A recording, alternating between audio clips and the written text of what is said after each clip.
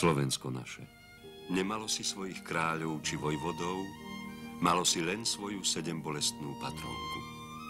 A si tu. Zostaň ty len verné matke, ktorú ti Ježiš dal z kríža a prekonáš všetky nebezpečenstvá. Zostaň verné sebe, svojim koreňom, viere otcov. Inej cesty pre teba niet. Bolestná matka pod krížom. To sú prvé chvíle jej nového materstva, keď ju Ježiš z kríža ustanovil našou matkou. Meč bolesti preniká jej srdce a ona týmto raneným srdcom sa pripája k výkupnej obeti svojho syna. Tu pod krížom získalo jej nepoškvrnené srdce tú silu, že mohla vo Fatime povedať: nakoniec moje nepoškvrnené srdce zvíťazí. Preto nám ho mohla ponúknuť ako bezpečné útočisko pre najťažšiu dobu duchovného boja dejín. Práve vtedy, keď jej srdce prebodol meč bolesti, vtedy sa sedembolestná stala Fatimskou, ktorá prichádza na začiatku nášho storočia volať svoje deti do boja za konečné víťazstvo Boha vo svete.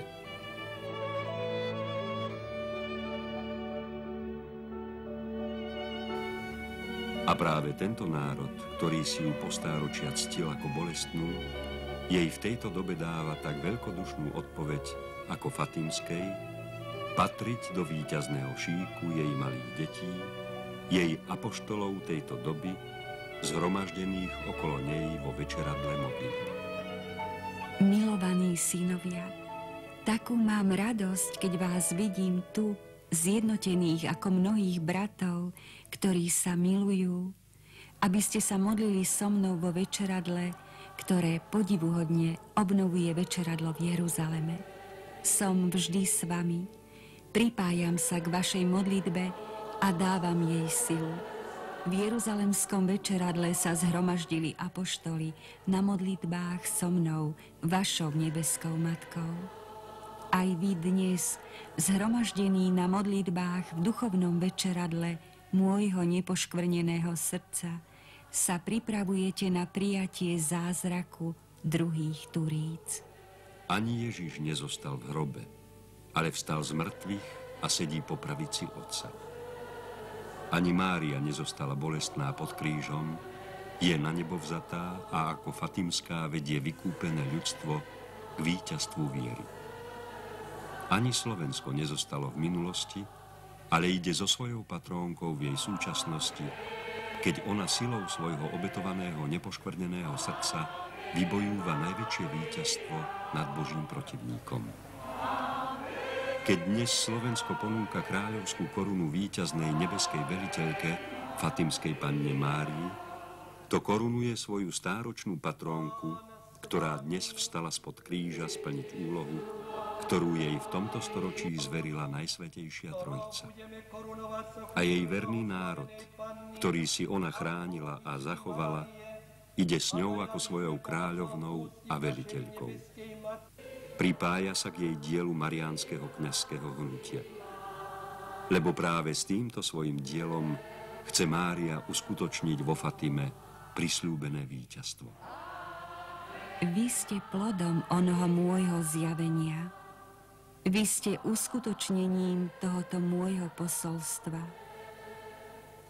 Vtedy som predpovedala časy straty pravej viery a odpad, ktorý sa rozšíri vo všetkých častiach cirkvi. Prežívate časy, ktoré som vám predpovedala. Vy ste znamením mojej prítomnosti v časoch očisty a veľkého súženia. Skutočne vás volám, aby ste sa pripojili k môjmu dielu mariánskeho kňazského hnutia, ktoré som ja sama rozšírila do všetkých končín zeme. Tento rok veľkého jubilea Ježiša Krista je tým prahom nádeje, ktorý nás Svätý Otec i Nebeská Matka volá prekročiť, je prahom nádeje novej éry. Celoslovenský eucharistický kongres je na Slovensku vrcholnou udalosťou milostivého roka veľkého jubilea a je vyvrcholením odpovede, ktorú ním Bohu Slovensko dáva a vyznaním viery otcov pred tvárou národa a vlasti i pred celým svetom. Celoslovenské mariánske večeradlo v tomto čase je tou najlepšou predohrou historickej udalosti celoslovenského eucharistického kongresu. V týchto dňoch, keď slavíme celoslovenský eucharistický kongres, prebieha v Ríme Medzinárodný mariánsko-mariologický kongres. A práve celoslovenské večeradlo, ktorého program sme zapojili do Eucharistického kongresu, je takým krásnym spojením s Rímom. Obdivujme múdrosť Božiu, ako sa stretá teraz toto naše celoslovenské večeradlo s Národným eucharistickým kongresom.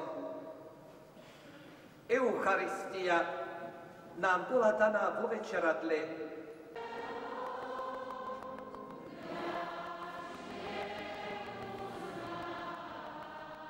Nikdy by nás nebolo napadlo dať celoslovenské večeradlo Mariánskeho kňazského hnutia na termín celoslovenského eucharistického kongresu. To je hlavné podujatie jubilejného roku na Slovensku. A tak prvá myšlienka bola hľadať nový termín. Ale potom, ako by sa nám ukázal výjav z prorockého sna Dom Boska, keď videl tie dva slepí blízo seba, mariánsky a eucharistický, pri ktorých sa má cirkev zachrániť. Či aj na Slovensku nám nie je ukázané, kde sa cirkev zachráni pri týchto dvoch stĺpoch, pri mariánskom a eucharistickom. A ku podivu neboli žiadne prekážky a tak sme toto celoslovenské večeradlo uskutočnili.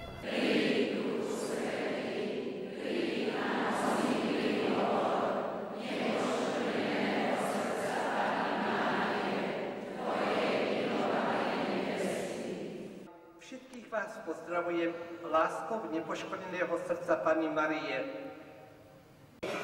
Tu v tomto starobilom dome uskutoční sa to pravé večeradlo a Matka Božia bude s nami prítomná, aby nás ona viedla k tej opravdivej eucharistickej úcte. Či je možné, že by Mária to svoje veľké dejinné víťazstvo chcela uskutočniť práve s pomocou tohto svojho tichého a skromného diela?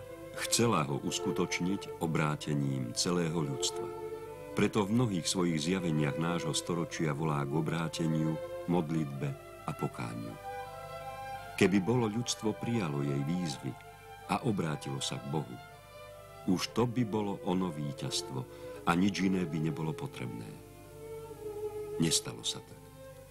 Ľudstvo naopak, ako by sa stále viac vzdiaľovalo od Boha. Ona však povedala bez podmienok, že nakoniec jej nepoškvrnené srdce zvíťazí. Jej nepoškvrnené srdce má v sebe silu pre to víťazstvo aj takto. Veď tak aj povedala, že ono bude to, čo zvíťazí. A preto, keď sa to nepodarilo s celým ľudstvom, ide to uskutočniť i s malým počtom verných, s tým svojím malým stádom, ktorému chce dať silu svojho nepoškvrneného srdca.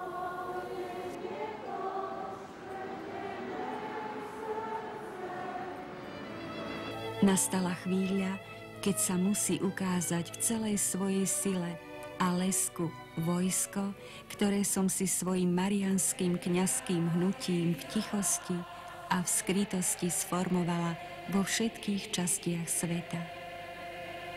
Tak sa začína jasne črtať plán malého stáda, ktoré zostane verné Kristovi a jeho cirkvi, lebo je celé chránené v záhrade môjho nepoškvrneného srdca.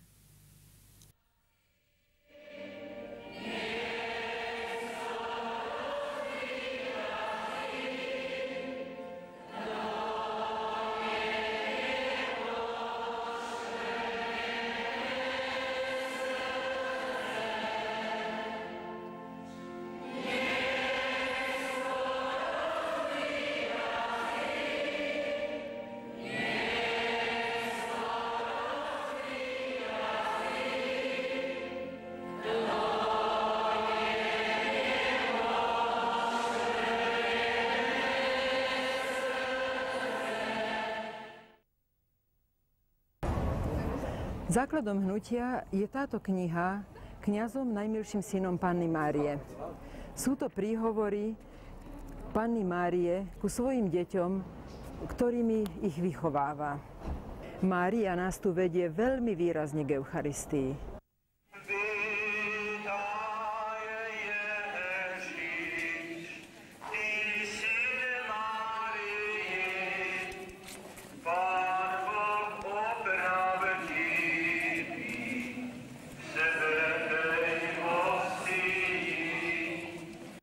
Láska k Eucharistii, k Ježišovi, k cirkvi, ku ktorej nás tu ona privádza, má tú kvalitu ako lásky, ktoré dieťaťu vštepí matka. Má tú silu, akú majú rodinné putá, láska k vlasti, k svojeti. To prejde človekovi do krvi, do jeho podstaty. To už nikto nikdy nezmení. Takúto lásku dáva tu Mária svojim deťom k Bohu, k nebeským veciam. Tam sú jej deti doma, v dome nebeského Otca. Sú to slová Panny Márie? Či sú to meditácie otca Gobiho? To nie je podstatné. Mária k nám môže hovoriť aj cez meditácie otca Gobiho.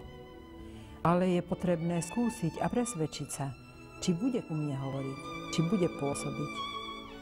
Vo vnútri hnutia prijímame, že nám to hovorí Panna Mária, ale nie preto, že sme čosi počuli o charizme otca Gobiho, ktorú ešte cirkev skúma, ale preto, že sami skúsujeme, že naozaj k nám hovorí a pôsobí tak, ako to sľubuje. Keď chce Mária svoje víťazstvo dosiahnuť s malým počtom verných, musí toto malé stádo mať veľkú silu. Musí sa to stať zázrakom. A zázrak sa môže stať len v prípade správneho vnútorného postoja viery, ktorý v nás Mária musí vytvoriť a my sa jej k tomu musíme úplne odovzdať. Podobne ako Ježiš si povolal apoštolov, s ktorými uskutočnil svoje dielo, nie z ich ľudských síl, ale z Božej moci, tak si v tejto dobe i Mária volá svojich apoštolov, aby s nimi uskutočnila svoje dielo záchrany už takmer strateného sveta, nie z ich ľudských síl, ale sily svojho nepoškvrneného srdca. Zhromažďuje ich vo večeradle, tu sa pripája k ich modlitbe a tak dáva ich modlitbe silu svojej modlitby na vyprosenie nových turíc. Ona to zažila, čo dokázal Duch Svätý na prvé turíce, ako zmenili slabých apoštolov, ale i tých ostatných vonku na krotkých baránkov. Len takto, pôsobením Ducha Svätého, už môže nastať obrátenie tak veľmi zblúdeného ľudstva k svojmu Bohu. Je potrebné nové a univerzálne vyliatie Ducha Svätého, aby ste dospeli do tak veľmi očakávanej novej doby. Treba, aby skoro prišli druhé turíce. Druhé turíce môžu prísť iba v duchovnom večeradle môjho nepoškvrneného srdca. Pre túto obnovu dnes pozývam celú cirkev, aby vstúpila do večeradla, ktoré vám pripravila nebeská Matka pre poslednú dobu. Môžete tam vstúpiť úkonom zasvetenia sa môjmu nepoškvrnenému srdcu. Zasvetenie sa vo všeobecnosti je úkon, ktorý v sebe skrýva veľké nadprirodzené dôsledky. Vieme, že v krstnom zasvetení pre výkupnú obetu Ježiša Krista sme sa stali Božími deťmi a nepatríme už kniežaťu tohto sveta, ale Božiemu kráľovstvu. Platí to v nebi a musí to uznať i peklo. V zasvetení sa nepoškvrnenému srdcu Márie pre obetu Krista, ku ktorej sa Mária svojim srdcom pripojila, a pre jej materskú úlohu, ktorú on z kríža ustanovil, nastáva nadprirodzená premena na podobu matky, že Satan v nás vidí podobu a silu Márie, podobu nepoškvrnenej, ktorá je pre neho nepremožiteľná. Je to nadprirodzená skutočnosť, ktorá v boji proti Satanovi platí, a takto pri konečnom zúčtovaní Mária so svojím malým stádom preváži veľkú prevahu hriešnosti, ktorú Satan vo svete získal. Je mojou materskou úlohou voči vám zaodieť vás svojou vlastnou nepoškvrnenosťou. Ja sama ich prikriem svojim nepoškvrneným plášťom a urobím z nich nových ľudí. Zavolám ich a oni mi odpovedia. Prikryjem ich svojim nepoškvrneným plášťom a budú nepremožiteľní. Tieto a mnohé iné slová tejto knihy by sa mohli zdať len ako sladké sentimentálne výrazy. V skutočnosti majú hlboký a veľmi konkrétny mystický význam. Hovoria o skutočnosti, ktorá sa v nadprirodzenej rovine skutočne deje.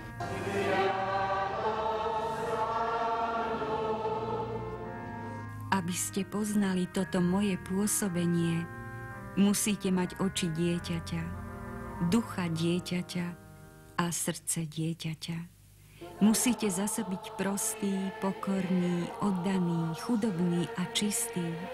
Musíte opäť byť naozaj tými maličkými, ktorým budú odhalené Božie plány, tajomstvá Božieho kráľovstva.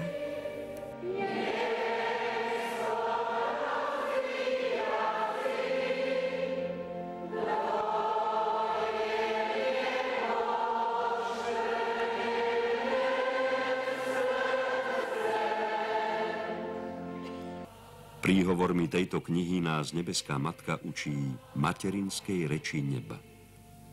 A to všetci dobre vieme, čo znamená materinská reč. Žiadnej inej reči ani z najlepšie zostavených kníh sa nikdy nenaučíme tak, ako nás naučila Matka, ako len v nej dokážeme chápať a cítiť. Matka to dokáže tak prirodzene a nebadane, len hovorí a hovorí. A tak vštepí dieťaťu reč, ktorej bude celý život všetko najpresnejšie rozumieť. Nebeská Matka nás takto učí rozumieť veciam neba a byť v nebi ako doma. Treba povedať, že Matka tu nenahrádza katechézu cirkvi. Veď aj tí, ktorých Matka naučila materinskej reči, sa potom v škole učia gramatiku. Ale ako ľahko sa ju učia, keď jej pravidlá už doteraz vedeli používať. Po výchove nebeskej Matky sa katechéza stáva záľubou. Ty, čo sa snažíš z kníh a poučiek naučiť materinskej reči neba, ale stále v nej nedokážeš myslieť a cítiť, skús sa dotknúť Matky, jej sprítomnenia. Pohľaď ju. Odváž sa k detinskému gestu, dvihni k nej ruky. Ježiš ti dal z kríža Matku. Matku. Dal ti ju z kríža spolu s vykúpením. Ona ťa naučí materinskej reči neba, ani nevieš ako. A tá reč bude v tebe. Bude súčasťou teba a ty súčasťou neba. Po atentáte ja som mu daroval túto sochu Panny Márie. Tak túto sochu to bolo 22. augusta 81. po atentáte, keď prišiel zo špitála, ju požehnal. Potom ju poboskal na srdce. Ktorý biskup by mal odvahu jednu sochu poboskať vo verejnosti na srdce. A potom ostal takto, toto je tretí záber, ostal takto, akoby v rozhovore s ňou. Príhovory tejto knihy, to mnohé hovorenie Matky, to je vlastne a predovšetkým materinská výchova. Tu sa netreba zastavovať pri výrazoch, ak sa zdajú byť sladké. Materinská výchova sa nedá takto posudzovať. Aj v prirodzenej rodine dôvernosti dieťaťa s matkou v rodinnej intimite sú tou silou vo výchove dieťaťa, ktorá v náhradnej výchove tak nenahraditeľne chýba. Ak vedia Božie deti prežívať i prejavovať dôvernosti voči nebeskej Matke, potom majú v duchovnom živote oveľa menej problémov. Ľahšie si vytvárajú vzťah i k otcovi, i k bratom. Božie záujmy cítia ako svoje. K modlitbe sa nemusia siliť jej ako dýchaním. Materské náručie nebeskej Matky zaručuje ten najzdravší vývoj dieťaťa Božieho. Keď nám nebeská Matka dala svoju výchovu, potom sa nám i zdôverí. Hovorí nám o svojich plánoch a volá nás k spolupráci. A plány sú to skutočne veľké, ktoré nám tu Matka odhalí. Sú to tie isté, ktoré načrtla vo Fatime až po konečné víťazstvo. Ale teraz v tomto svojom diele nám dáva podrobne im rozumieť a priamo ich s nami uskutočňuje. Ohlasovala som vám víťazstvo môjho nepoškvrneného srdca vo svete. Nakoniec moje nepoškvrnené srdce zvíťazí. To nastane v najväčšom víťazstve Ježiša, ktorý vo svete nastolí svoje slávne kráľovstvo lásky, spravodlivosti a pokoja a všetko obnoví. Otvorte srdcia nádejí, otvorte do Korán brány Kristovi, ktorý k vám prichádza v sláve. Prežívajte v túžobnom očakávaní hodinu tohto druhého adventu. Staňte sa odvážnymi ohlasovateľmi tohto jeho víťazstva, pretože vy, mne zasvetené malé deti, čo žijete mojím vlastným duchom, ste apoštolmi tejto poslednej doby. Sme v jubilejnom roku. O tomto jubilejnom roku Svätý Otec od svojho zvolenia skoro niektorí povedal, že preháňa. Pri každej príležitosti hovoril o tomto. V tejto veľkej udalosti. Preháňal? Myslím, že nie.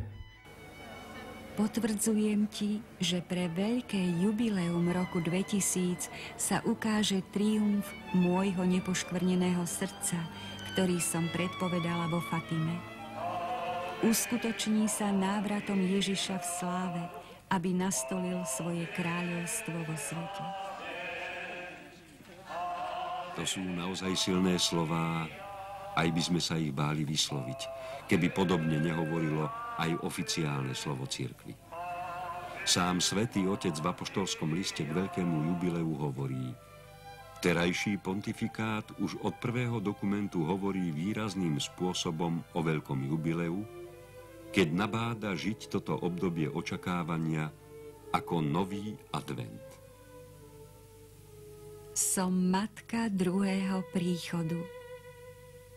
Nechajte sa teda v týchto rokoch mnou formovať a pripravovať sa, aby ste mohli byť schopní prijať Ježiša, ktorý príde v sláve, aby medzi vami obnovil svoje kráľovstvo lásky, svetosti, spravodlivosti a pokoja. V tejto knihe nachádzame aj isté predznačenie sledu udalostí tejto doby. O páde komunistického ateizmu pre milosti Mariánskeho roku a takým istým spôsobom o páde aj praktického ateizmu a všetkého zla tejto doby pre milosti roku Veľkého jubilea. A je pozoruhodné, že aj toto zaznieva i v oficiálnom slove pápeža v apoštolskom liste Tertio Millennio Adveniente, kde hovorí: Mariánsky rok bol takmer ako v predstihu slávené jubileum, lebo mal v sebe veľa z toho, čo sa plne vyjadrí v roku 2000. Je ťažké nezdôrazniť, že Mariánsky rok bezprostredne predchádzal udalosti roka 1989. A na inom mieste hovorí o, citujem, príprave novej kresťanskej jary, ktorú odhalí veľké jubileum. Cirkev tu bola roky prenasledovaná. Dnes je cirkev zdanlivo slobodná, ale bojuje pri plnení svojho poslania s prekážkami praktického ateizmu. Potom chápete, ako pád komunizmu, ku ktorému došlo v roku 1989, v dôsledku osobitného zásahu môjho nepoškvrneného srdca, je iba znakom a závdavkom môjho úplného a najväčšieho víťazstva. Toto víťazstvo nastane s pádom praktického ateizmu na celom svete, porážkou slobodomurárskych a diabolských síl, rozbitím veľkej moci zla a úplným víťazstvom Boha vo svete. Z vody zlého sa stali tak zákernými a nebezpečnými, že môžu oklamať každého. Môžu padnúť i dobrí. Nikdy nepadnú tí, ktorí sú stále s pápežom. Slovensko naše. Aj teba trápia neduhy tejto doby. Nerozumejú si ľudia v jednej rodine, v jednej obci, v malom národe. Všetko je rozdelené a delí sa ďalej. Ľudia hovoria jednou rečou a nerozumejú si. Toto babylonské zmetenie jazykov je dôsledkom vzdialenia sa od Boha. Je to vláda jeho protivníka.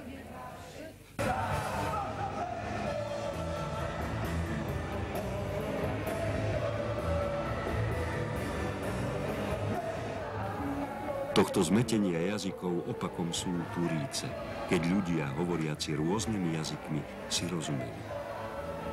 Len Duch Svätý nás môže uzdraviť z tejto choroby. Proti tejto diabolskej moci márna by bola všetka naša ľudská snaha. A preto, Slovensko drahé, vstúp do večeradla modlitby so svojou nebeskou matkou. Drž sa svojej patrónky, pritúľ sa k jej prebodnutému srdcu a načerpaj z jeho víťaznej síly. Len tu je tvoja záchrana a je už tak blízko. Príde tak, ako prišlo to, čo si už zakúsilo v záudavku, v páde mocenského ateizmu. Príde v Nových Turícach. Len ver, nedaj sa znechutiť. Modli sa vo večeradle a vytrvaj až do konca.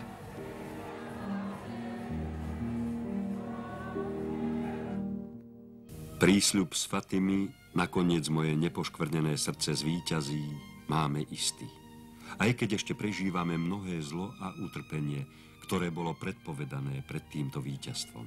To všetko má v Božom pláne svoj význam, ako malo Ježišovo utrpenie. Dnes už, a to najmä vo svetle modrej knihy, vieme, že vo Fatime nám Matka Božia prišla predpovedať tú udalosť, o ktorej hovorí katechizmus katolíckej cirkvi. Pred Kristovým príchodom musí cirkev prejsť poslednou skúškou, ktorá otrasie vierou mnohých veriacich. Cirkev vojde do slávy kráľovstva len cez túto poslednú veľkú noc, v ktorej bude nasledovať svojho Pána v jeho smrti a v jeho zmrtvých vstaní. Kráľovstvo sa teda neuskutoční dejinným triumfom cirkvi na spôsob postupného pokroku, ale víťazstvom Boha nad posledným útokom zla. Ježišovo bolestné utrpenie sa obnovuje v týchto posledných časoch, v ktorých na všetkých prichádza veľká skúška. Obnovuje sa bolestné utrpenie pre cirkev, jeho mystické telo. I ona je volaná, aby vstúpila do Getseman svojej agónie. I ona poznáva, čo je to bosk zrady, zapretia a odpad časti tých, ktorí patrili k nej. I ona musí ochutnať všetku trpkosť svojho kalicha. I ona je križovaná a obetovaná, aby sa naplnil plán nebeského Otca. Nadišiel teraz čas vášho bolestného utrpenia, ale nedajte sa ovládnuť obavou ani strachom. Ja som pri vás, ako som stála pod krížom. Som po vašom boku v hodine bolestného utrpenia, ktoré sa obnovuje pre vás, najmilší synovia, pretože i dnes stojím pod vašim krížom, aby som splnila úlohu matky nového času, ktorý sa rodí z vášho bolestného utrpenia. Som zvlášť po boku môjho pápeža, ktorého sama vediem, riadím a obetujem. A tu sa nám priam vynára obraz tretieho fatimského tajomstva, ktoré bolo v cirkvi len nedávno zverejnené. Jeho prvý obraz hovorí o výzve k pokániu a o tom, že za jej prijatie mohla nebeská matka lúčmi svojej ruky zhasínať plamene ohnivého meča, ktoré chceli zapáliť svet. Tak mohla zadržiavať trest, ktorý si ľudstvo svojou hriešnosťou na seba privolalo. Ale druhý obraz hovorí o tom, že tento trest musí vziať na seba cirkev. A tu ju vidíme v čele s pápežom vystupovať na vrch Kalvárie. Toto posledné tajomstvo Fatimy teda odhaľuje, že Mária vo Fatime naozaj prišla predpovedať to, čo hovorí katechizmus o cirkvi a jej zopakovaní Kristovej Kalvárie.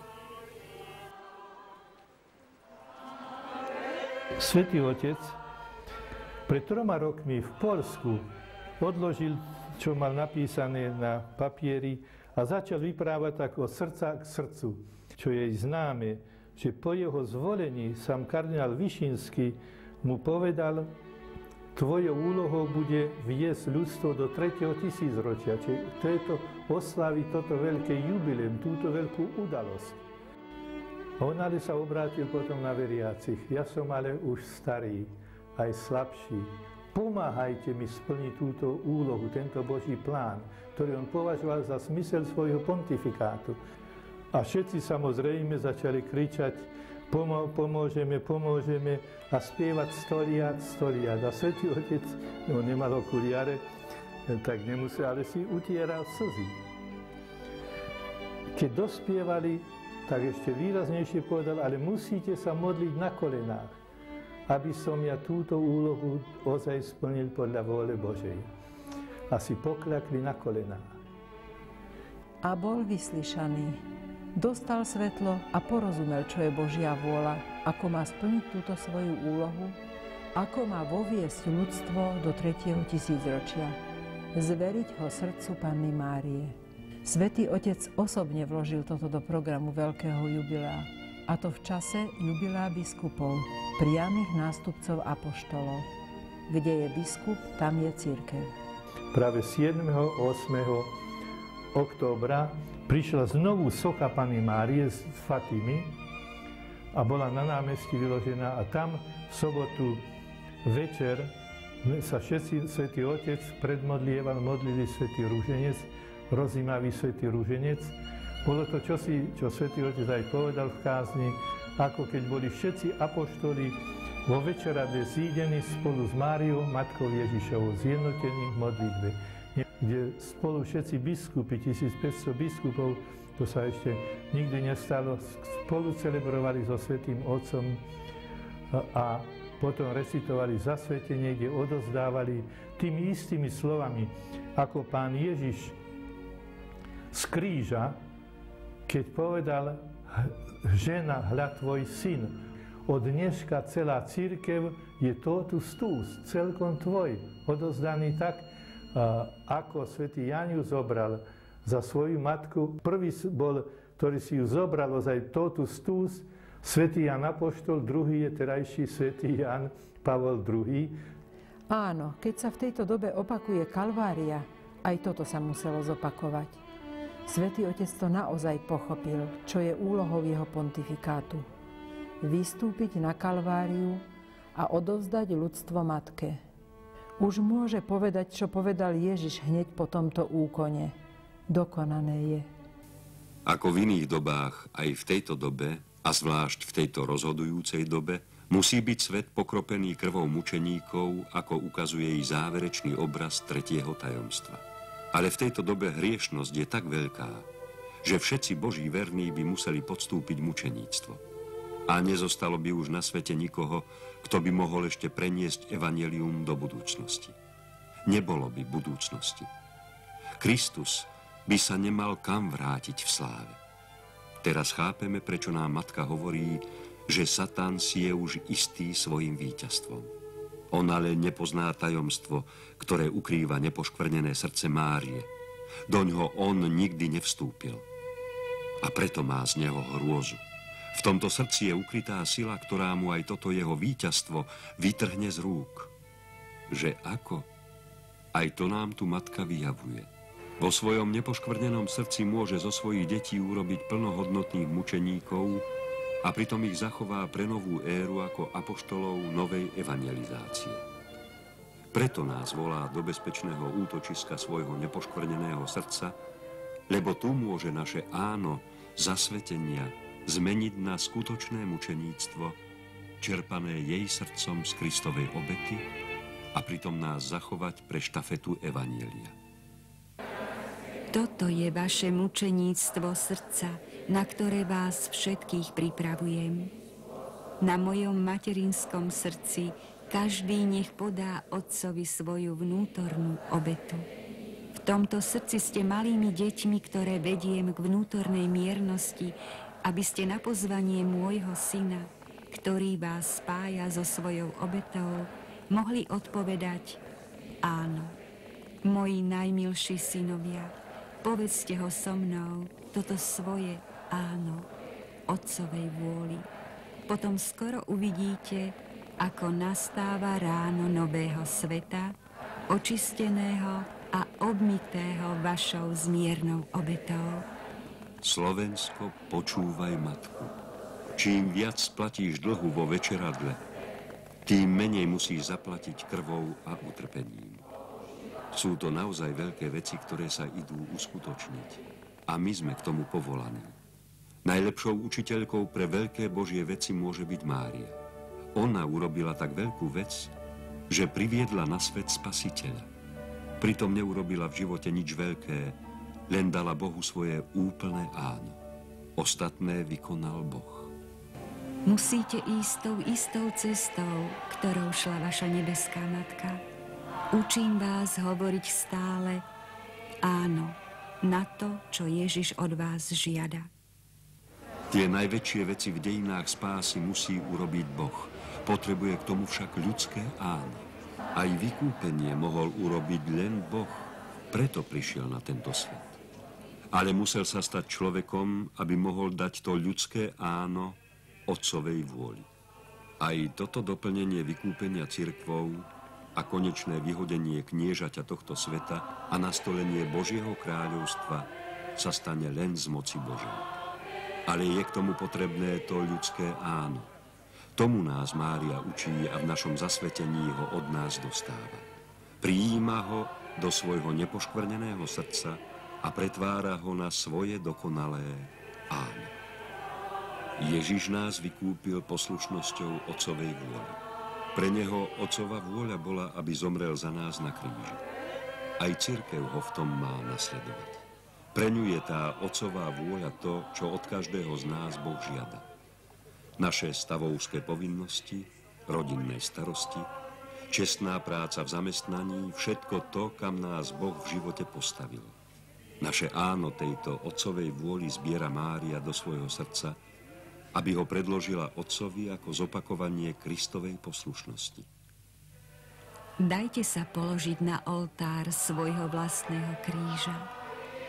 V tejto dobe je pre nás však Otcovou vôľou aj uskutočnenie záchranného plánu nebeskej Matky. Preto dnes ona zbiera aj naše áno k povolaniu za jej apoštolov. A všetko, k čomu v tomto svojom pláne potrebuje náš vnútorný súhlas, je ukryté v prostých slovách jej modrej knihy. Prostredníctvom nej k nám prichádza ako náš anjel zvestovania, aby Bohu zaniesla naše áno práve k tomu, k čomu ho potrebuje. Teraz môžeme pochopiť, že v našich večeradlách ničím nemožno nahradiť čítanie z tejto knihy, ako Márii nik nemohol nahradiť anjela zvestovania. Týmito slovami som prítomná a zjavujem sa vám. Až neskôr pochopíte cenu tohto môjho materského posolstva. Čo všetko už prešlo týmito ulicami, touto krajinou. Boli tu Tatári, Turci, Napoleon, aj mor plienil, prvá i druhá svetová vojna. Boli tu ruské tanky s bratskou pomocou, aby nám ukázali našu bezmocnosť. A všetko to pominulo. Len viera bola a ostala tou silou, s ktorou sme prekonali všetko ťažké a všetko zlodejí a zachovali sa dodnes. Len viera bude tou silou, s ktorou prekonáme aj duchovný mor tejto doby. Nadišla chvíľa, aby ste vyšli zo skrytosti a osvecovali zem. Ukážte sa všetkým ako moji synovia, lebo som stále s vami. Viera nech je svetlom, ktoré vám svieti v týchto dňoch temnoty, a nech vás spaľuje iba horlivosť za česť a slávu môjho syna Ježiša. Bojujte, synovia svetla, pretože už nadišla hodina môjho boja.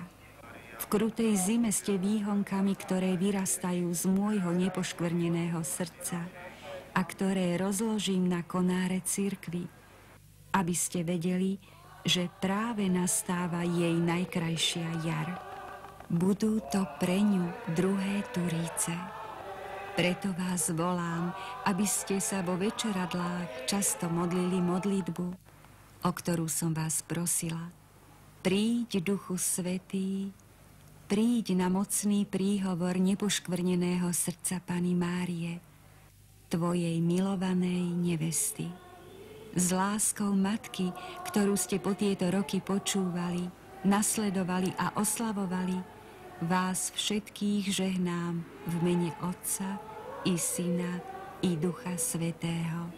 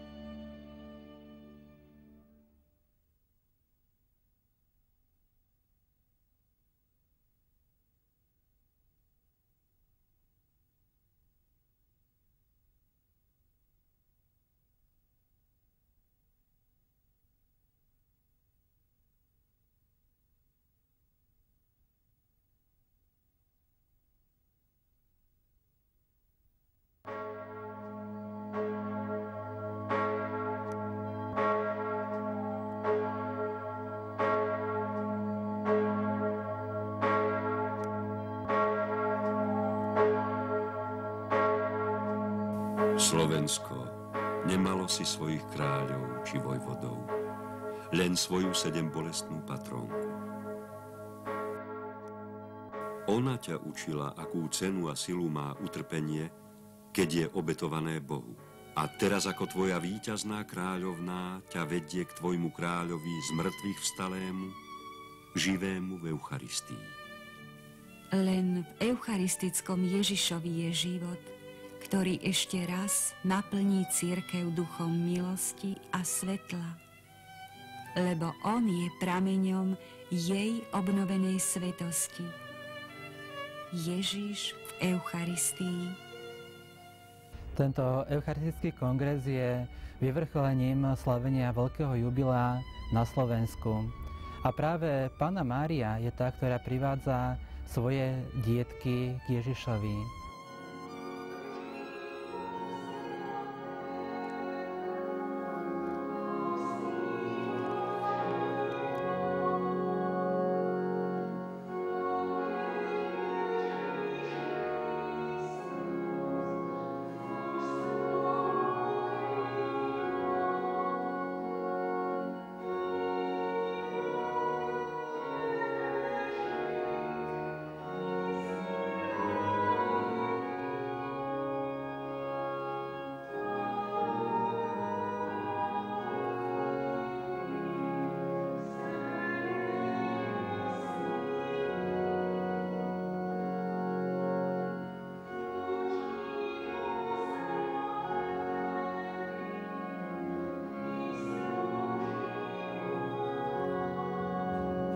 Heslo cez Máriu k Ježišovi platí aj tuto, keď schádzame sa na Eucharistickom kongrese a začíname práve modlitbou svätého Ruženca.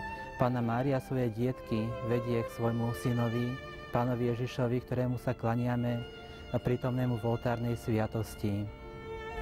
To, čo deťom matka vštepí do srdca, nemožno ničím nahradiť. A predsa to obdivuhodné dielo v duši dieťaťa vytvára matka tak nenápadným spôsobom, že by sme v tom všetkom, v jej obyčajných slovách, nevideli nič, čo by stálo za obdiv. Ale výsledok je viac než hodný obdivu. Ani v prostých materských slovách modrej knihy nenájdeme nič, čo by vyvolalo obdiv. Ale v duši jej malých detí to matersky pôsobí. Ocitáme sa v intimite jej života s Ježišom, celkom prirodzene, ako doma. A tak sa v nás rozhorí jej vlastná láska k nemu. Ona vytvára medzi nami a svojim eucharistickým synom rodinný vzťah, príbuzenské puto. Ja som matkou Najsvätejšej sviatosti. Matkou som sa stala svojím áno, lebo okamihom vtelenia som umožnila Otcovmu slovu zostúpiť do môjho panenského lona, aby on, druhá božská osoba Najsvätejšej Trojice, Syn od večnosti so svojím Otcom, stal sa v čase človekom a vaším bratom.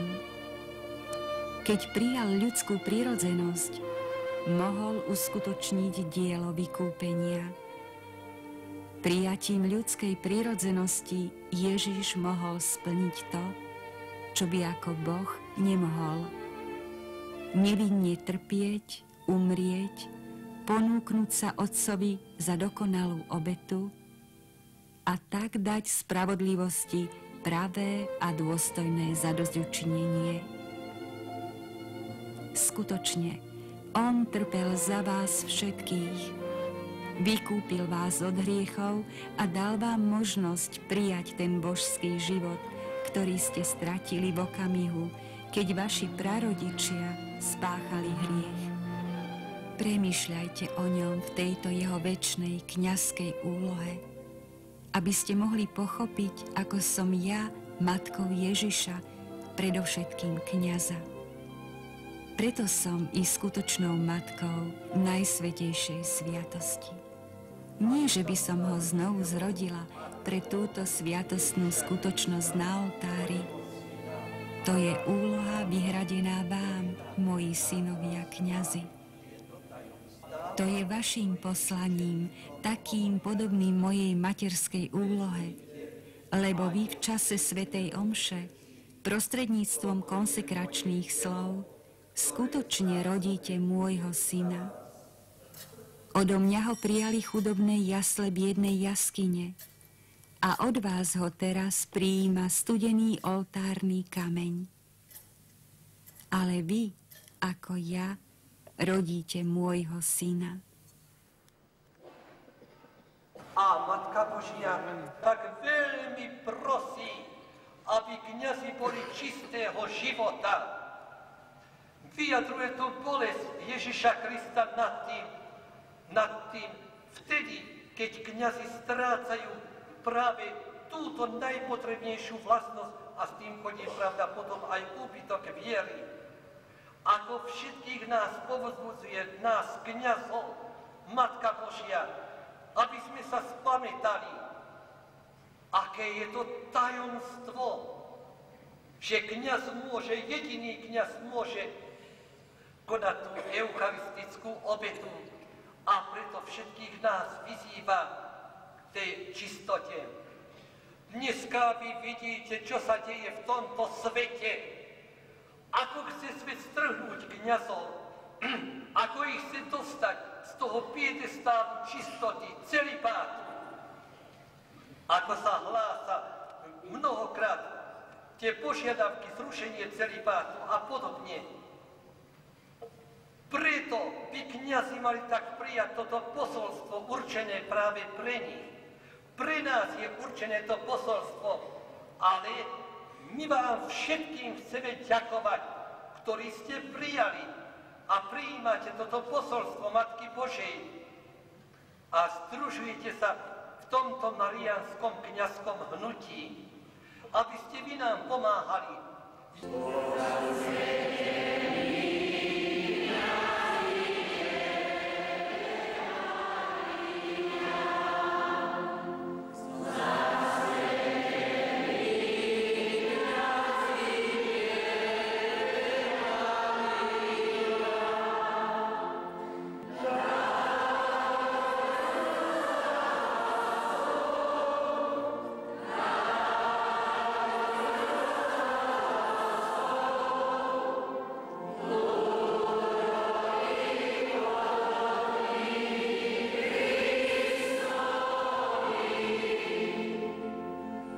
Ježiš skutočne prichádza v okamihu konsekrácie vďaka vášmu kňazskému úkonu.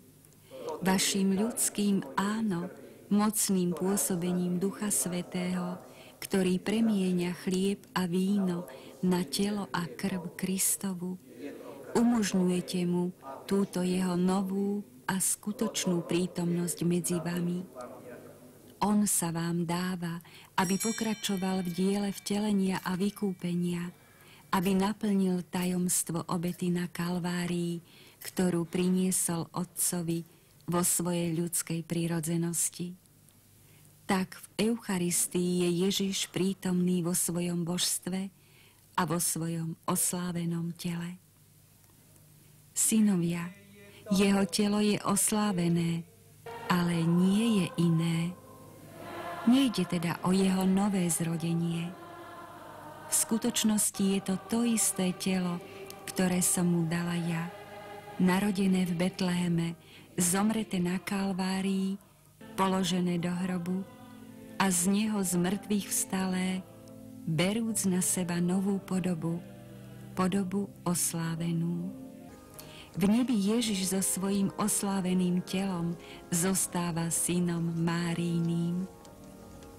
Preto ten, ktorého v jeho božstve privádzate na svet v okamihu eucharistickej konsekrácie, je stále synom Márijným. Preto som ja matkou Eucharistie.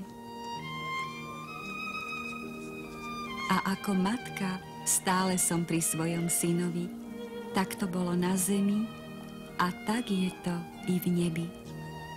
Mocou privilégia môjho telesného nanebovzatia som tam, kde je Ježiš, ktorý je v každom svetostánku na zemi. Jeho oslávené telo mu dovoľuje, aby bol tu pred vami vo svetostánku tohto dedinského kostola a súčasne aj vo všetkých svetostánkoch sveta, mimo zákona, času a priestoru. Tak i vaša nebeská Matka so svojím osláveným telom, ktoré jej umožňuje byť tu i všade, je prítomná pri každom svetostánku, kde je Ježiš. Moje nepoškvrnené srdce robí živým, plným lásky, rozochvenia a materským takýto svetostánok v láske klaňania, vďačnosti a ustavičnom zadosťučinení. Milovaní synovia, dnes je Ježiš vo svetostánku obklopený prázdnotou a pustotou. Vo Fatime som predpovedala túto dobu pomocou anjela, ktorý sa zjavil deťom a naučil ich modlitbu. Najsvätejšia Trojica, Otec, Syn a Duch Svätý, s hlbokou úctou sa ti klaniam a obetujem ti najsvätejšie telo, krv, dušu a božstvo nášho Pána Ježiša Krista, prítomného vo všetkých svetostánkoch sveta, na odprosenie všetkých urážok, ktoré sa ti dostávajú. Táto modlitba bola určená pre vašu dobu. Kristus je obklopený prázdnotou. Teda, milovaní synovia, buďte vy dnes horúcou výzvou k návratu celej cirkvi ku Kristovi, ktorý je prítomný v Eucharistii. Nie sú to vaše pastoračné plány a diskusie, nie sú to ľudské prostriedky, do ktorých vkladáte dôveru a takú istotu, ale je to jedine eucharistický Ježiš, ktorý dá cirkvi silu k obnove. Počas návštevy Dona Gobiho na Slovensku som mal možnosť ho doprevádzať a bol som milo prekvapený, že on bol úplne jednoduchý. Tá jednoduchosť z neho priam žiarila. Mal síce taký svoj taliansky temperament, ktorým pristupoval, ale práve bolo vidno, že je to človek, ktorý je úplne oddaný Panne Márii. Táto jeho oddanosť však nebola nejaká detinská, nebola naivná, ale bolo vidno, že to, čo hovorí, to aj prežíva. Namiesto hodín, ktoré strávite pred televíziou, andate davanti alla televisione celeste. Chodte pred nebeskú televíziu. Andate davanti al tabernacolo. Pred tabernákulum. E dite, Gesù, tu sei qui. A povedzte, Pane Ježišu, ty si tu. Col tuo corpo glorioso. S tvojim osláveným telom. Con la tua divinità. S tvojim božstvom. Sei mio Dio. Ty si môj Boh. Ma sei anche il mio amore. A si aj mojou láskou. Perché ho scelto te come amore. Pretože ja som si teba vybral ako moju lásku. Ti do i miei problemi. Zverujem ti moje ťažkosti, moje problémy, le mie cadute, moje pády, le mie debolezze, moje slabosti. Ti amo, Gesù. Milujem ťa, Pane Ježišu. Portami avanti. Aj kňazi mnohokrát sú neistí, unavení a práve tu prichádza Panna Mária s tým, že nás pozýva, aby sme sa zasvetili jej nepoškvrnenému srdcu. Toto zasvetenie znamená odovzdať sa jej, odovzdať jej svoje starosti, svoje problémy. A ona s materinskou láskou nás vezme a vedie nás k svojmu synovi. Mnohokrát sa stretávame s reakciou, že úcta k Panne Márii je niečo, čo nemá zastierať Ježiša, ale to je nesprávny pohľad. Lebo práve Mária dala Ježiša svetu a Mária aj každého jedného z nás ku svojmu synovi privádza. A nás ako kňazov, ktorí sme s prítomnením Ježiša tu na zemi, zvlášť chce priviesť ku svojmu synovi. Preto nás vyzýva, aby sme sa jej zasvetili, aby sme sa odovzdali jej nepoškvrnenému srdcu. Toto zasvetenie nemá byť nejaký sentiment, ale znamená to dôverovať jej vo svojich pastoračných povinnostiach, dôverovať jej vo svojom osobnom živote. Ja som spolupracoval s Matkou Terézou vyše 30 rokov. Ja som sa jej raz spýtal, čo je tajomstvo jej úspechu. A ona mi povedala, to ďakujem svojej mamičke. Keď som bola malé dievča, asi 7-8 ročná, šla som na prechádzku s mojou mamičkou do parku. Naraz ma zastavila, hovorí, dievčatko, dám ti teraz jednu radu. Nechaj sa viesť tak Pannou Máriou, ako ťa ja teraz vediem za ruku. A ja som nič iné nerobila, hovorí matka Teresa, iba sa dala viesť za ruku. A ja myslím, že Boh chce nás viesť teraz za ruku skrze Pannu Máriu a skrze tohoto svätého Otca, ktorý je hlavou cirkvi, ako si vedie cirkev za ruku a ruka svätého Otca je v ruke Panny Márii. Cirkev putujúca a trpiaca. Som tvoja matka a ty si rodinou všetkých mojich detí, archou novej zmluvy, ľudom Božím. Musíš pochopiť, že ohnisko tvojho života, prameň všetkých tvojich milostí, zdroj tvojho svetla, princíp celej tvojej apoštolskej činnosti je len tu, vo svätostánku, v ktorom sa uchováva skutočný Ježiš. Moji milí synovia, Ježiš vás obdaroval svojím ustavičným prebývaním medzi vami v Eucharistii. To je zázrak lásky, ktorý pochopíte až v nebi. Ježiš sa urobil darom pre vás, aby ostal stále medzi vami. V Eucharistii je Ježiš skutočne prítomný svojim telom, svojou krvou, svojou dušou a svojím božstvom. V Eucharistii je skutočne prítomný Ježiš Kristus, Boží Syn, Boh, ktorého som v ňom videla v každom okamihu jeho pozemského života, i keď sa skrýval pod závojom krehkej a slabej ľudskej prirodzenosti. V trvalom úkone viery v môjho syna Ježiša som stále videla v ňom môjho Boha a v hlbokej láske som sa mu klaňala. Vo svätostánku pod závojom posväteného chleba prebýva ten istý Ježiš, ktorý sedí po Otcovej pravici v žiare svojho osláveného tela a svojho božstva, z lásky k vám sa zahaľuje pod belostný zovňajšok konsekrovaného chleba.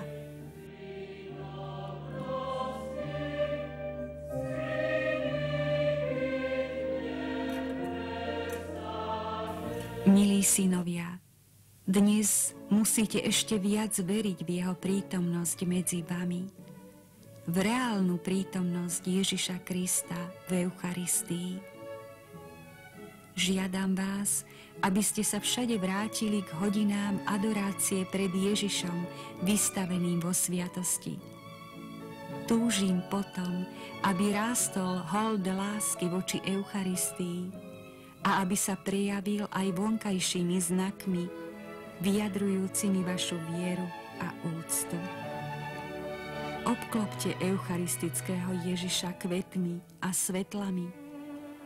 Oviňte ho nežnou pozornosťou. Približujte sa k nemu s pokľaknutím a klaňaním.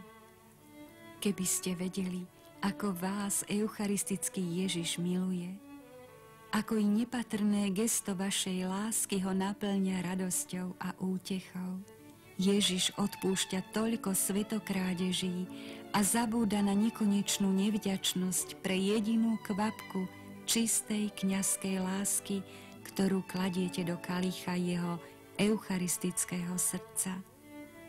Kňazi i veriaci môjho hnutia, prichádzajte často pred svetostánok. Žite pred svetostánkom, modlite sa pred svetostánkom.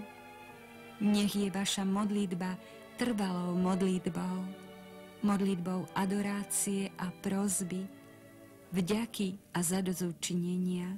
Vaša modlitba nech sa spája s nebeským spevom anielov a svätých, s vrúcnými prosbami duší vočistci. Vaša modlitba nech preberá hlasy celého ľudstva, ktoré sa má skláňať pred všetkými svetostánkami celého sveta, v ustavičnom úkone vďačnosti a každodenného vďaky vzdávania. Keďže Ježiš Kristus je skutočne prítomný v Eucharistii, zostáva stále s vami a táto jeho prítomnosť sa stane účinnejšou, zažiari nad svetom ako slnko a označí začiatok novej éry.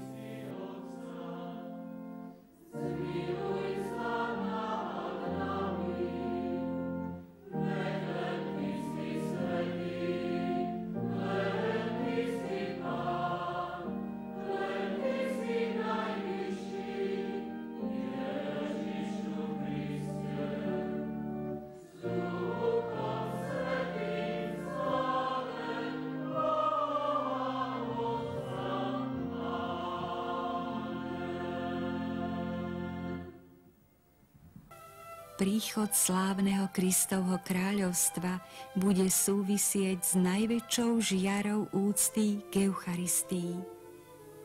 Kristus založí svoje slávne kráľovstvo na všeobecnom triumfe svojho eucharistického kráľovstva, ktoré sa rozvinie v celej svojej moci a bude schopné zmeniť srdcia, duše, ľudí, rodiny, spoločnosť, celú štruktúru sveta. Až Ježiš obnoví svoje eucharistické kráľovstvo, privedie vás k tomu, že sa budete radovať z jeho stálej prítomnosti, ktorú budete prežívať novým a mimoriadnym spôsobom.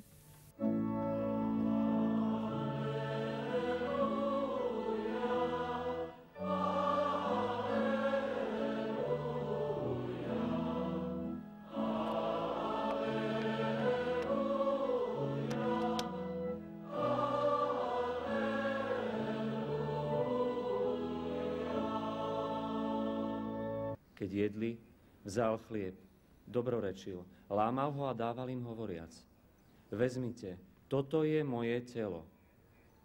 Potom vzal kalich, vzdával vďaky, dal im ho a všetci z neho pili.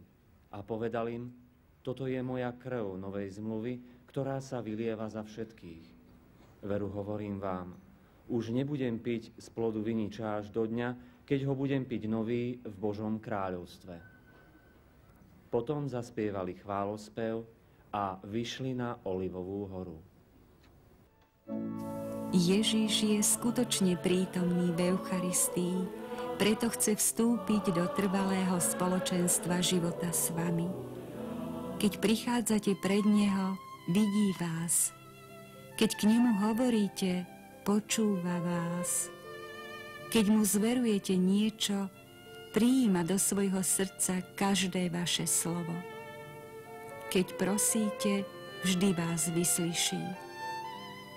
Choďte pred svetostánok, aby ste sa zjednotili s Ježišom v každodennom a obyčajnom živote.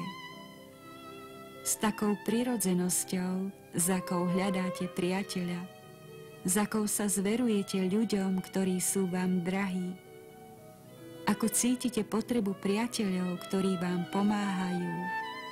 Práve tak choďte pred svetostánok hľadať Ježiša.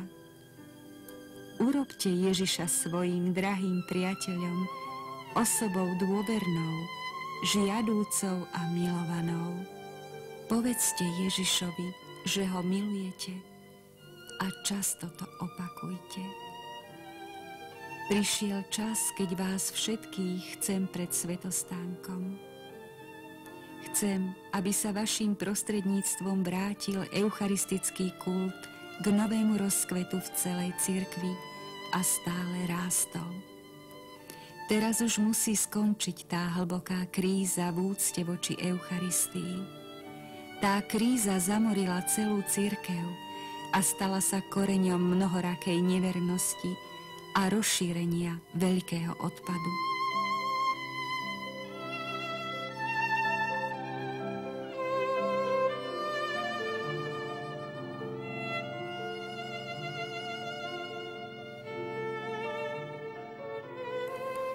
Vediem vás i k trvalej dôvernosti života, lásky, adorácie, vďaky vzdania a zadosťučinenia Ježišovi, prítomnému v Eucharistii. S elánom viery, ktorá vás osvecuje, s plameňom lásky, ktorá vás spaľuje, so silou úprimných milovníkov, bedlivých strážcov. Musíte ísť až za hranice vonkajších spôsobov, aby ste zakúsili v duši prítomnosť Ježiša v Eucharistii. Lebo pod belostným závojom každej konsekrovanej hostie je Ježiš skutočne prítomný medzi vami. Vy ho nemôžete vidieť. Je to, ako by ste boli vy tu a on na druhej strane zatvorených dverí. Je to len táto clona, ktorá vám bráni vidieť ho očami, počuť ho ušami, komunikovať s ním vonkajšími zmyslami tela. Vy sa však musíte utiekať k vnútorným spôsobom, aby ste s ním komunikovali schopnosťami duše. Synovia moji, vaše srdce nech sa celkom ponorí do jeho eucharistického srdca, aby ste mohli vstúpiť do osobnej dôvernosti života s ním. Vtedy Ježiš vezme vaše malé srdce, otvorí ho, rozšíri a naplní svojou láskou. Hľadajte Ježiša, aby ste ukojili svoj smäd po blaženosti. Iďte k nemu, aby ste ukojili svoju veľkú túžbu po láske. Položte aj vy hlavu na jeho srdce, aby ste počuli jeho tlkot. Žite stále s ním, vy, ktorí ste povolaní byť Jánmi eucharistického Ježiša.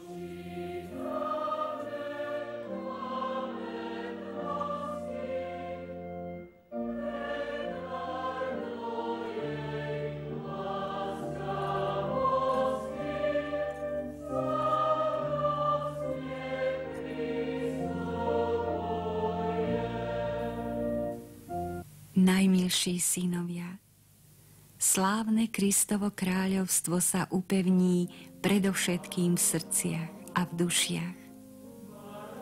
Slávne Kristovo kráľovstvo sa prejaví vo všeobecnom rozkvete svetosti a čistoty, lásky a spravodlivosti, radosti a pokoja, lebo ľudské srdcia budú pretvorené mocnou silou Ducha Svätého, ktorý sa na ne vyleje v zázraku druhých turíc.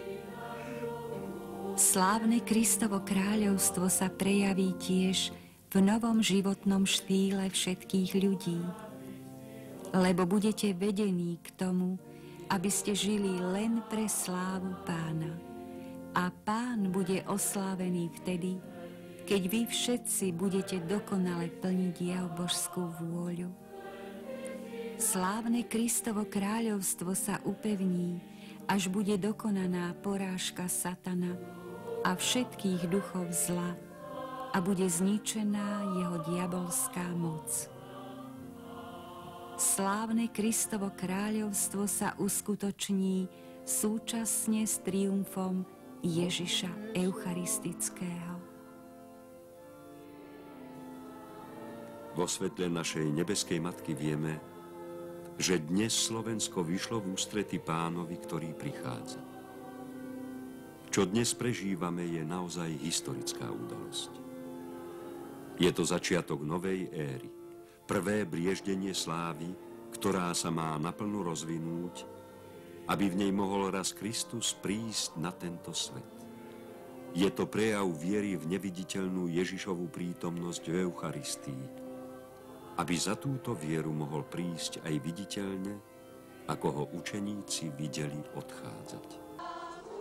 No nepýtajme sa, ako sa Ježišovi učeníci pýtali, kedy už príde Božie kráľovstvo.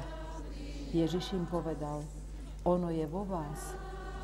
Aj druhý príchod Krista je v nás. V nás sa pripravuje jeho sláva. Len verme a uvidíme slávu Božiu, ako povedal Ježiš Lazarovej sestre. A potom ďakoval Otcovi za jeho vzkriesenie skôr, než ho videl vychádzať z hrobu. Aj my verme skôr, než Pána uvidíme prichádzať. Lebo Kristov námestník nás pozýva prežívať veľké jubileum ako nový advent, teda advent druhého príchodu. Tak nám hovorí i nebeská Matka. A tento eucharistický kongres je našou viditeľnou odpoveďou Svätému Otcovi aj nebeskej Matke, že tomu veríme, že Pánovi vychádzame v ústrety. Potvrdzujem ti, že pre veľké jubileum roku 2000 sa ukáže triumf môjho nepoškvrneného srdca, ktorý som predpovedala vo Fatime. Uskutoční sa návratom Ježiša v sláve, aby nastolil svoje kráľovstvo po svete. Znakom druhého príchodu Pána je aj únava. Všetky Ježišove podobenstvá o druhom príchode hovoria o tejto únave, o zdaní, že Pán mešká. Čakajúci už prestali aj dúfať a pospali. Ale on už bol na ceste. A aj prišiel a blažení sluhovia, ktorí verili a čakali ho.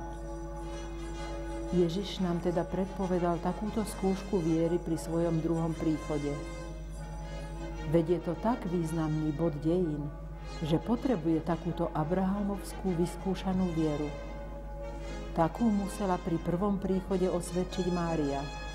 Blahoslavená, že si uverila, lebo sa splní, čo ti oznámil Pán. Aj pri druhom príchode tu musia byť tí, ktorí zopakujú túto jej vieru proti všetkému zdaniu a budú očakávať a vítať Pána skôr, než ho bude možné vidieť, že prichádza.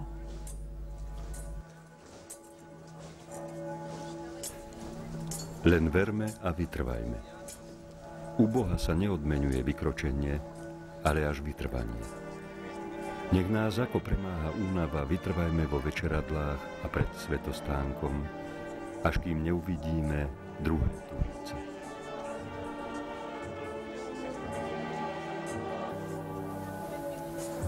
Slávne Kristovo kráľovstvo sa uskutoční súčasne s triumfom Ježiša Eucharistického. Eucharistia uvoľní všetkú božskú moc a stane sa novým slnkom, ktorého žiariace lúče sa budú zrkadliť v dušiach i v životoch jednotlivcov, rodín i národov a vytvoria zo všetkých jediný, učenlivý a pokojný ovčinec, ktorého pastierom bude Ježiš. Do tohoto nového neba a na túto novú zem vás uvedie vaša nebeská Matka, ktorá vás teraz zjednocuje zo všetkých častí sveta, aby vás pripravila na prijatie Pána, ktorý prichádza.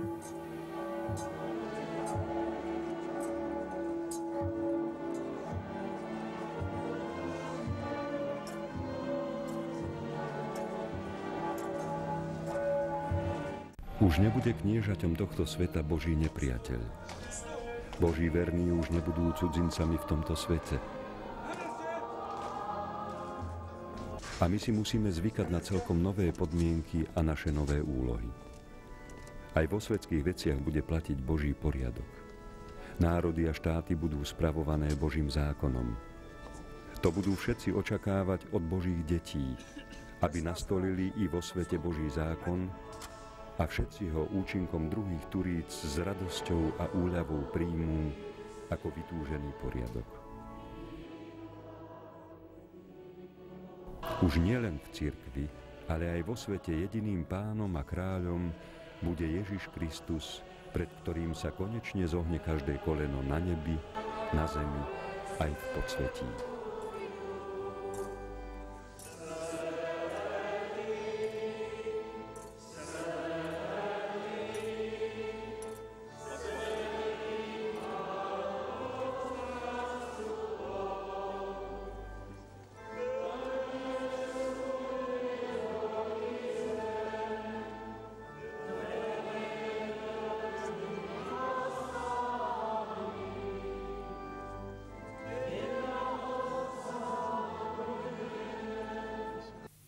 Len v eucharistickom Ježišovi je život, ktorý ešte raz naplní cirkev duchom milosti a svetla, lebo on je prameňom jej obnovenej svetosti.